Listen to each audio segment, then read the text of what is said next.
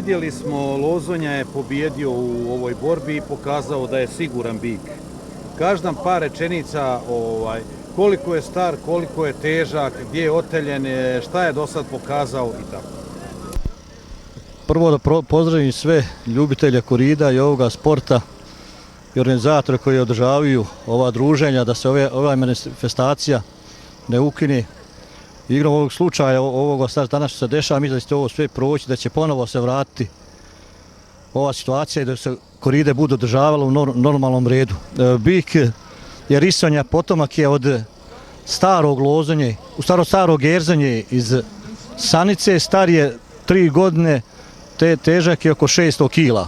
Od njega očekujemo dobre rezultate, Voje je mlad još, ali vidimo da ima sve, znači bodačke karakteristike, ne suzbija ni jednog bika, ne boji se ni jednog bika, da li bio teži bik, da li bio lagnji bik, ali idemo na to znači da bik se bori sa svojom kategorijom njegovih kila sa bikovima i očekujemo od njega dobre rezultate. Znači bik kao ponašanje, znači bik je ekstra, znači sa njim se more fino raditi. Imamo u jatu još 4-5 bikova, on su stalno skupa, uvijek su, im je neki trening, između se, tako da puno i ne radimo kod njega, oni između se, imaju te svoje vježbe, borbe i tako da uvijek je u nekoj kondiciji, pripremi. Kako porodice gleda na to čime se ti baviš?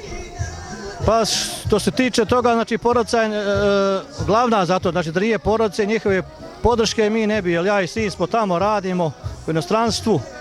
Ne možemo to da stignemo, tu imam mlađeg sina i starijeg, oni najviše oko toga rade, održavaju, vježbaju, pripremaju, hrane, tako da, znači, porodična je podrška u svemu tome.